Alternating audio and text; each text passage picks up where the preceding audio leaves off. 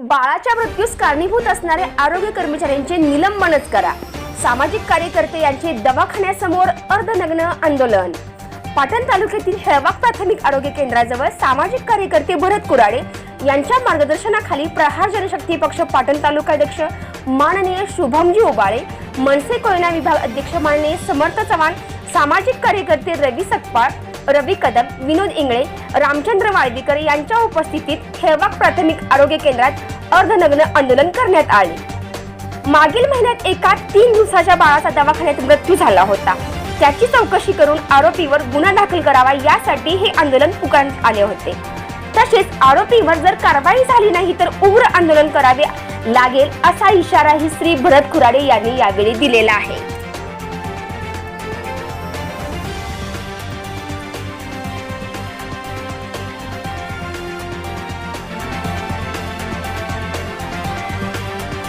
नमस्कार, माझं नाव धनंजय निंबाळकर आहे आणि आजचं जे प्रहार संघटनेने जे आंदोलन घेतलेलं आहे त्याला पूर्णपणे माझा पाठिंबा आहे आणि मी त्या आंदोलनामध्ये बसलेलो आहे।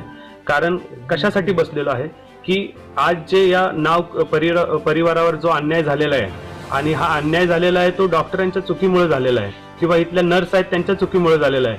हाच विषय 2 वर्षापूर्वी माझ्यासोबतही घडलेला आहे। कारण की इथे डॉक्टर अवेलेबल नसल्यामुळे माझ्या मुलाला योग्य माझी मिसेस इथे ॲडमिट होती आणि त्यांना ती योग्य ते ट्रीटमेंट न भेटल्यामुळे आज माझा मुलगा अपंग आहे आणि त्याला पूर्णपणे हेळवाक PSCचं जे हॉस्पिटल आहे त्यातले ते जे डॉक्टर आहेत किंवा त्या नर्सेस आहेत ते जबाबदार आहेत। बस ह्याच्यासाठी आज मी या आंदोलनामध्ये स्वतः यांना पाठिंबा देतोय की त्यांना जे माझ्याबरोबर झालं ते अजून इतर कोणाबरोबर होऊ नये ही अशी माझी म्हणजे असं माझं म्हणणं आहे।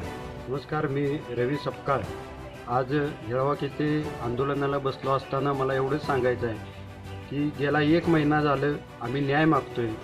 विचारे यांच्याविषयी आम्ही न्याय मागत असताना हे गेंड्याच्या कातड्याचं शासन आणि इथले लोकप्रतिनिधी हे आमचा कोणत्याही प्रकारे विचार करत नाहीत। आमचं आंदोलन दाबण्याचा प्रयत्न केला। मला त्यांना एकच सांगायचं आहे की हे आंदोलन थांबणार नाही। समाज किंवा गाव यांच्या बंधनात आम्ही थांबणार नाही। आम्ही जोपर्यंत पीडितेला न्याय मिळणार नाही तोपर्यंत आम्ही लढत राहणार। इथून पुढची दिशा जर आमचा आज कोणी विचार केला नाही तर इथून पुढची दिशा आम्हाला ठरवावी लागेल आणि उग्र स्वरूपाचं आंदोलन हे आम्हाला करावं लागेल।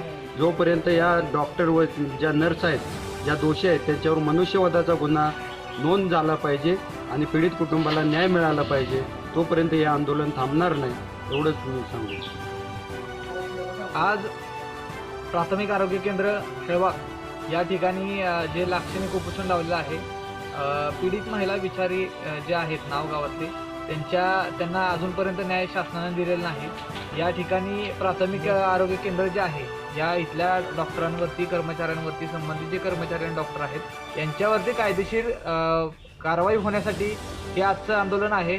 पीडित महिलेला आर्थिक स्वरूपाची मदत प्राथमिक आरोग्य केंद्राकडून किंवा आरोग्य खात्याकडून झाली पाहिजे अशा काही प्रमुख मागण्या घेऊन आम्ही आज हे लाक्षणिक उपोषण लावलेलं आहे। आज सकाळपासून बरेचसे पुढारे गावचे इथं येऊन गेले, पण नेते कशासाठी असतात हा प्रश्न आम्हाला आज इथं पडलेला आहे। नेते लोकांसाठी भांडायचं कमी पण चुकीच्या लोकांकडनं भांडायचं जास्त त्यांचं आज आम्हाला इथं त्यांची नेतेगिरी दिसलेली आहे। तर आम्हाला असाच प्रश्न पडला की नेते नक्की आहेत आमच्यासाठी का त्यांच्यासाठी। तर पहिली गोष्ट नेत्यांना मला सांगायचं आहे की त्यांनी आम्हाला पीडित महिलेला न्याय मिळवून देण्यासाठी त्यांनी खरं तर झटायला पाहिजे। दुसरी गोष्ट त्यांना न्याय मिळाला पाहिजे याच्यासाठी आम्ही शेवटपर्यंत लढणार। मग आज लाक्षणिक उपोषण आहे। आजच्या दिवशी आम्हाला जर THO साहेबांकडून किंवा आरोग्य खात्याकडून जर आम्हाला लेखी उत्तर तसं मिळालं नाही तर आम्ही येणाऱ्या काही 10-15 दिवसामध्ये आम्ही आमरण उपोषण पाटणच्या ठिकाणी करू। या ठिकाणी मी एवढं तुम्हाला सांगू इच्छितो। मी भरत कुराडे, नाव गावाच्या महिलेविषयी उज्ज्वला रामचंद्र विचारे यांच्याविषयी हा दवाखान्यामध्ये जो प्रकार घडला अतिशय वाईट प्रकार त्यांच्याविषयी घडलेला आहे आणि हा प्रकार सर्व जो घडला तो दवाखान्यातील कर्मचाऱ्यांच्या हलगर्जीपणामुळे हा सगळा विषय घडलेला आहे।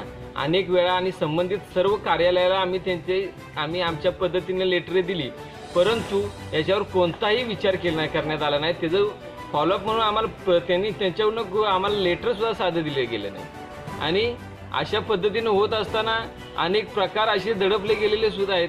आज आमच्यासुद्धा उपोषण दडपण्याचा प्रयत्न होता, परंतु अन्यायाविरुद्ध लढण्याचा जो वसा आहे जो आमच्या अंगात आहे, आम्ही अन्यायाविरुद्ध लढणारच आहे.